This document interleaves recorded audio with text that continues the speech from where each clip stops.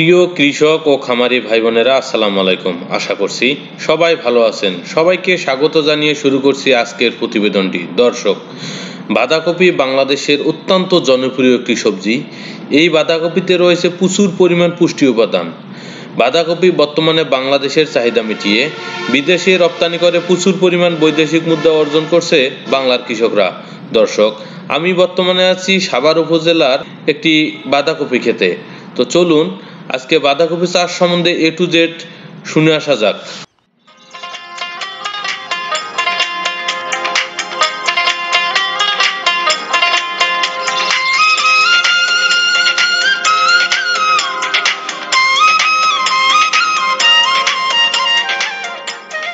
প্রিয় কৃষক ভাই, এক নজরে বাঁধাকপি চাষ সম্বন্ধে আমরা এখন জানবো।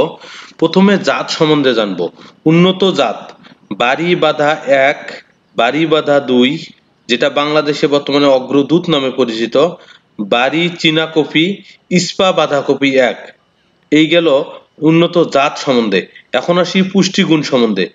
প্রতি 100 গ্রাম বাঁধাকপিতে 91.9 গ্রাম পানি, 1.8 গ্রাম আমিষ, 0.1 গ্রাম চর্বি, 0.6 গ্রাম খনিজ এবং ফসফরাস 44 গ্রাম।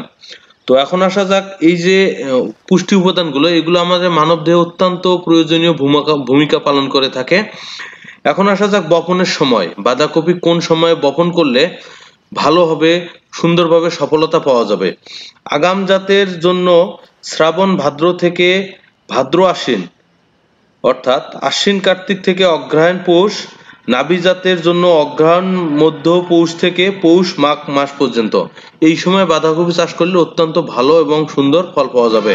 এছাড়াও বাঁধাকপি চাষের 3টি গুরুত্বপূর্ণ জিনিস মাথায় রাখতে হবে এবং খেয়াল রাখতে হবে। সেটা হচ্ছে চাষ পদ্ধতি, বীজের পরিমাণ এবং সার ব্যবস্থাপনা।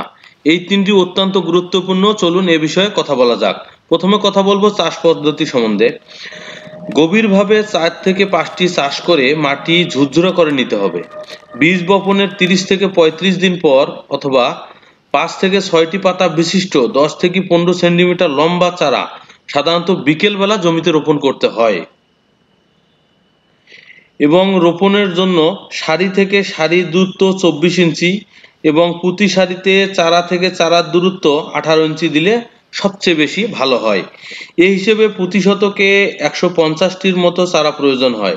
আঙ্গিনায় 5টি লম্বা চারা বেডের মতো করেও আপনারা এই চারা পদ্ধতি করতে পারবেন। এছাড়াও রয়েছে এখন যেটা বিশেষ ভূমিকা পালন করে, সেটা হচ্ছে বীজের পরিমাণ।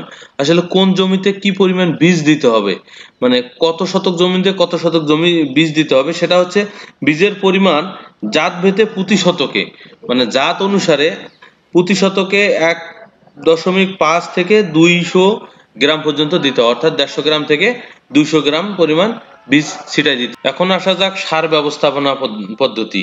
সারের নাম কম্পোস্ট, শতক প্রতি 125 কেজি, হেক্টর প্রতি 5000 থেকে 10,000 কেজি পর্যন্ত।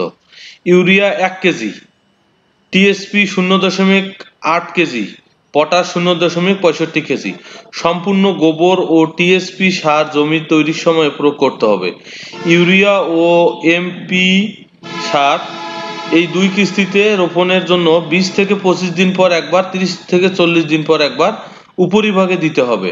সেচ, বাঁধাকপিতে গাছের সারির মাঝে সার দেওয়ার পর সারির মাঝখানে মাটি তুলে দুপাশে উঁচু করে দিতে হবে এবং পানি নিষ্কাশন ব্যবস্থাটা খুব সুন্দর রাখতে হবে, যাতে করে কোনো ধরনের কোনো সমস্যার সৃষ্টি না হয়।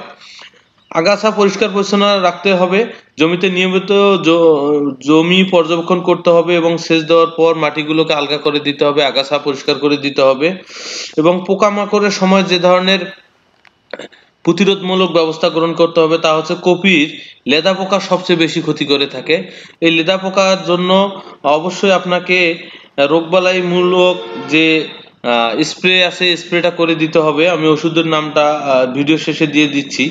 সেটা হচ্ছে বাঁধাকপির অল্টারনারিয়া জনিত পাতার দাগ রোগ, মেকানাইজে জাতীয় ছত্রাক যেমন রিডোমিল গোল্ড শতক প্রতি 20 গ্রাম ভালোভাবে পানিতে মিশিয়ে সুন্দর করে দিতে হবে। তাহলে এই ধরনের লেদা পোকা এবং দাগ থাকবে না। সতর্কতা হচ্ছে যে বালাইনাশক এবং কীটনাশক ব্যবহারের ক্ষেত্রে অবশ্যই সতর্ক থাকতে হবে। জাত ভেদে 150 থেকে 180 কেজি পর্যন্ত প্রতি শতকে ফলন পাওয়া যেতে পারে। এটা কিন্তু একজন কৃষকের জন্য অত্যন্ত গুরুত্বপূর্ণ এবং দক্ষতার পরিচয়। তো আমার চ্যানেলের ভিডিওগুলো যাদের ভালো লাগে অবশ্যই আমার ভিডিওটা মানে আমার চ্যানেলটি সাবস্ক্রাইব করবেন, এবং যারা পুরাতন রয়েছেন, অনেকদিন আগ থেকে আমার ভিডিও দেখেন, অবশ্যই চ্যানেলটি লাইক করে দেবেন।